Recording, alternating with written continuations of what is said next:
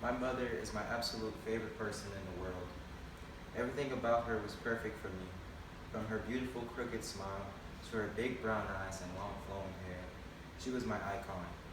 I even remember way back in 2003 when I was attending the same daycare that my mother taught.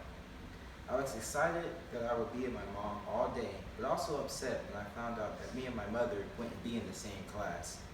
Since I was such a mama's boy, I would execute a plan that involved me sneaking out of my class just so I could be with my mom.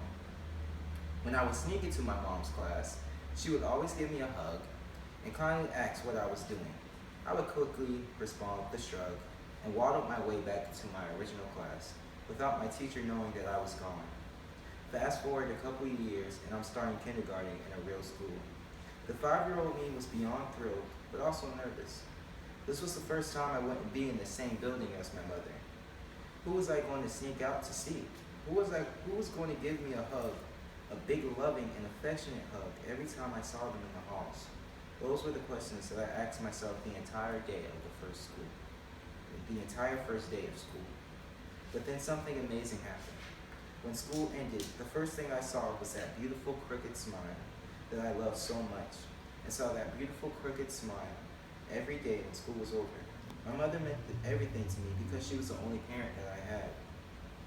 I never had a father, or that's what I at least thought.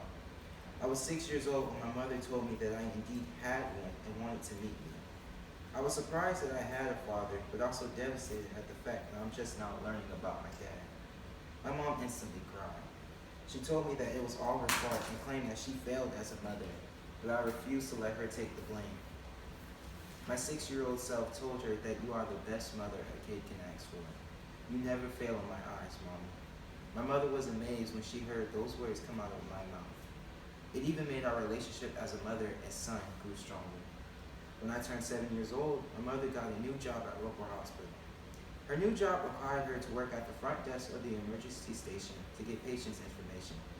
It also required her to work late at night.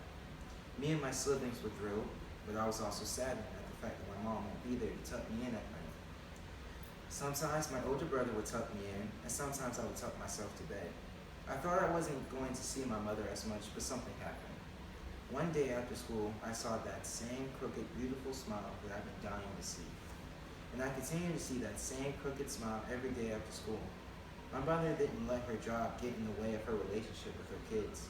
And that always blew my mind and made me appreciate her as a mother and as a person. After 4 hard-working years, my mom's boss decided to let her go. Me and my siblings were both scared and nervous. We didn't know what would happen to us, but my mom was not afraid. She told us these exact words: "Don't you guys worry about anything. God has a plan and he will always find a way." Knowing that my mother had faith made me have faith. She will always trust and believe that God will find a way. And sure enough, he did find a way. For my mom, because she later found a better job that had better hours and a better place for us to stay in. In 2014, I started attending high school as a freshman and was just situated in a new home. The place was literally right next to my school. The place was roomy and big enough for me, my mom, my sister, and her daughter. 2014 seems like a good year until I found out that my mother had breast cancer. My heart dropped. I figured I was going to actually lose the most important person in my life. I wanted to show my mother that I loved her and showed her that I loved her and cared for her. As time went on, I started going back to church with my mother, just to show her how much I support her. I was right there by her side whether she was feeling sick, sad, or secure. Every night I prayed that she will ultimately recover from this sickness and be healthy again. It was at that situation where I learned how to trust in God, just like my mother.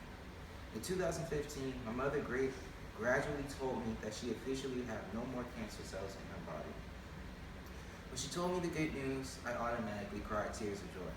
I thought that my mother being healthy and well again is the best feeling in the world. She has literally been the one person that has always loved me since I was born. She has been the one person that has supported me since I was born. And most importantly, she is the one person I care about the most. Despite being a single mother, a working woman, and a cancer survivor, she still managed to be the best mother in the world in my eyes.